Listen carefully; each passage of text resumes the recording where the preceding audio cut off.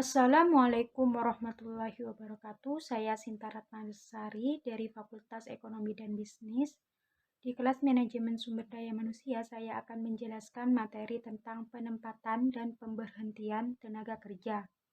Poin yang akan saya bahas dalam materi penempatan dan pemberhentian tenaga kerja yaitu yang pertama, pengertian promosi, kedua, pengertian transfer, ketiga, pengertian mutasi dan rotasi kerja, keempat, pengertian demosi, kelima, masalah karyawan di tempat kerja, keenam, pemutusan hubungan kerja atau PHK, ketujuh, penyebab hubungan kerja yang berakhir, dan yang terakhir, kedelapan, perusahaan dilarang melakukan PHK.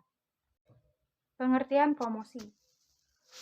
Promosi adalah perubahan pekerjaan pada seseorang dalam organisasi yang memberikan tugas serta tanggung jawab yang lebih besar dengan disertai peningkatan kompensasi yang diterimanya. Selanjutnya, transfer adalah perpindahan pekerjaan seseorang dalam suatu organisasi yang memiliki tingkat level yang sama dari posisi pekerjaan sebelum mengalami pindah kerja. Kompensasi gaji, tugas, dan tanggung jawab yang baru umumnya adalah sama seperti sedia kala. Pengertian mutasi atau rotasi kerja.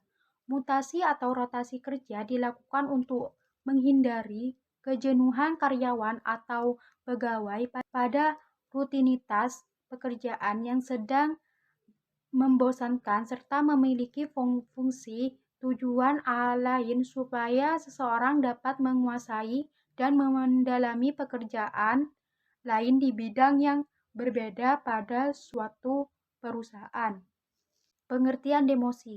Demosi adalah pindahnya seseorang dari pekerjaannya ke posisi yang lebih rendah dengan tingkat tanggung jawab dan tugas yang lebih kecil dari pekerjaan semula, dan begitu pula dengan kompensasi penggajiannya.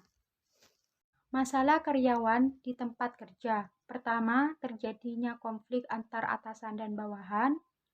Kedua, konflik antar sesama karyawan. Ketiga, buruknya komunikasi internal perusahaan. Keempat, ketidakpuasan karyawan terhadap perusahaan. Dan yang terakhir, kelima, kurangnya pelatihan karyawan. Pemutusan hubungan kerja atau PHK. Pemutusan hubungan kerja adalah pengakhiran hubungan kerja karena suatu hal tertentu yang mengakibatkan berakhirnya hak dan kewajiban antara pekerja dan perusahaan atau majikan. Hal ini dapat terjadi karena mengundurkan diri, pemberhentian oleh perusahaan, atau habis kontrak.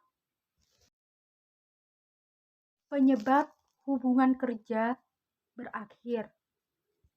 Menurut pasal 61 Undang-Undang Nomor 13 Tahun 2003 mengenai tenaga kerja, perjanjian kerja dapat berakhir apabila pertama, pekerja meninggal dunia, kedua, jangka waktu kontrak kerja telah berakhir, ketiga, adanya putusan pengadilan atau penetapan lembaga penyelesaian perselisihan hubungan industrial yang telah mempunyai kekuatan hukum tetap.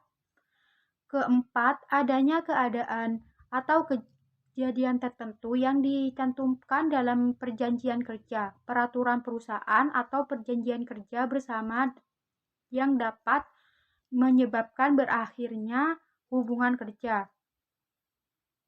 Dan yang terakhir, kelima, jadi pihak yang mengakhiri perjanjian kerja sebelum jangka waktu yang ditentukan wajib membayar ganti rugi kepada pihak lainnya sebesar upah pekerjaan atau buruh sampai batas waktu berakhirnya jangka waktu perjanjian kerja. Perusahaan dilarang melakukan PHK dengan alasan yang pertama, pekerja berhalangan masuk karena sakit menurut keterangan dokter selama waktu tidak melampaui 12 bulan secara terus-menerus. Kedua, pekerja berhalangan menjalankan pekerjaannya karena memenuhi kewajiban terhadap negara sesuai dengan ketentuan perundang-undangan yang berlaku. Ketiga, pekerjaan menjalankan ibadah yang diperintahkan agamanya. Keempat, pekerja menikah. Kelima, pekerja perempuan hamil, melahirkan, gugur kandungan, atau menyusui bayinya. Keenam, pekerja mempunyai pertalian darah atau ikatan perkawinan dengan pekerja lainnya di dalam satu perusahaan kecuali telah diatur dalam perjanjian kerja, peraturan perusahaan, atau perjanjian kerja bersama. Ketujuh, pekerja mendirikan, menjadi anggota dan atau pengurus serikat pekerja. Pekerja melakukan kegiatan serikat pekerja di luar jam kerja atau di dalam jam kerja atas kesepakatan perusahaan atau berdasarkan ketentuan yang diatur dalam perjanjian kerja, peraturan perusahaan, atau perjanjian kerja bersama. 8. Pekerja yang mengadukan perusahaan kepada yang berwajib mengenai perbuatan perusahaan yang melakukan tindak pidana kejahatan.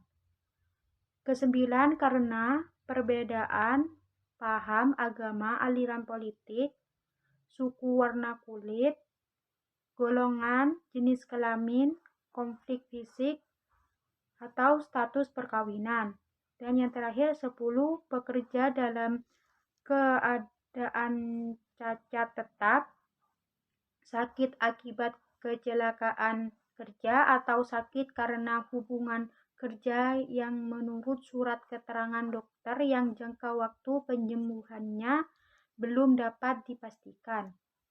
Dan penjelasan dari saya. Wassalamualaikum warahmatullahi wabarakatuh.